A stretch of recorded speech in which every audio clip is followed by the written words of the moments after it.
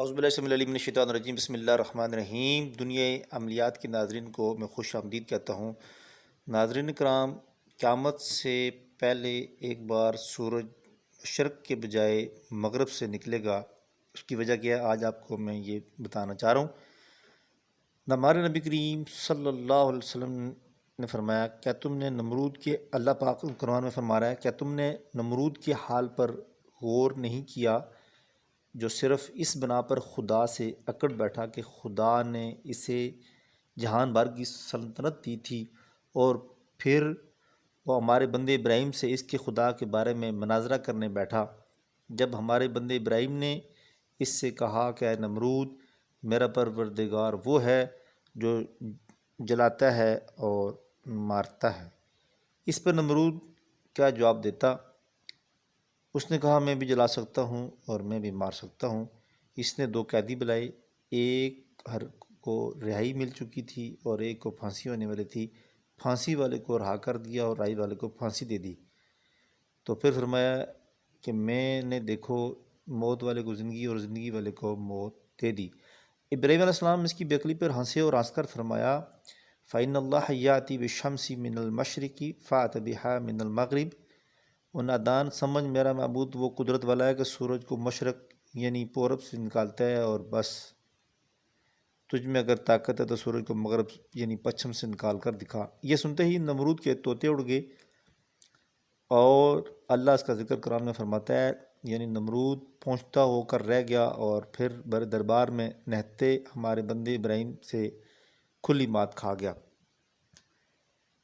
جب نمرود سورج کو مغرب کی طرف سے نکالنے میں عاجز ہوا تو اسی وقت اللہ رب العزت نے جبرائیل کو ندا فرمایا کہ اے جبرائیل، نمرود عاجز ہوا ہے اور وہ سورج کو مغرب کی طرف سے نہ نکال سکا، لیکن اے جبرائیل، فَبِعِزَّتِي وَجَلَالِي وَكَرَمِي وَإِنْتَفَى مَقَانِي، اللہ پاک فرماتا ہے کہ میں سورج کو چاہوں تو مشرق کے بجائے مغرب سے نکال سکتا ہوں۔ جس سے بس نمرود عاجز ہو گیا وہ تو کر سکتا ہو اس کو برمل۔ آپ صلی اللہ علیہ وسلم فرماتے ہیں کہ نبی کریم صلی اللہ علیہ وسلم نے فرمایا کہ حضور الملک العالم خدا ذوالجلال نے اسی وقت سورج کو حکم دیا کہ اے سورج، زمین و آسمان کے فنا ہونے سے قبل تجھے ایک روز مغرب سے نکلنا ہوگا۔ چنانچہ قرب قیامت کی پیشن گوئی میں آپ ارشاد فرماتے ہیں کہ بعد نزول مسیح علیہ السلام اور بعد زمانہ امام مہدی علیہ السلام جو وقت قریب ہے، جبکہ قیامت کی اور بہت سی علامات کبریٰ ظاہر ہو چکی ہوں گی جو ہو چکی ہیں۔ من جملہ ان کے ایک روز یہ بھی ہوگا کہ شام کو سورج عصب سابق غروب ہوگا اور پھر 12 برس تک نہیں نکلے گا، یعنی پورے 12 سال کی ایک رات ہوگی، جس سے مخلوق سخت بے چین ہوگی، اور پھر صبح صادق نمودار ہوگی تو مغرب سے نمودار ہوگی، یعنی جدھر سورج چھپا تھا ادھر سے ہی نکلا، تھوڑی دیر میں ادھر ہی سے سورج نکلے گا۔ اس غرق کی عادت سے مخلوق اور بھی پریشان ہو جائے گی، چلا اٹھے گی، حتیٰ کہ سورج ہوتے ہوتے پورے نصف النہار یعنی بیچ آسمان کا آ کر ٹھہر جائے گا۔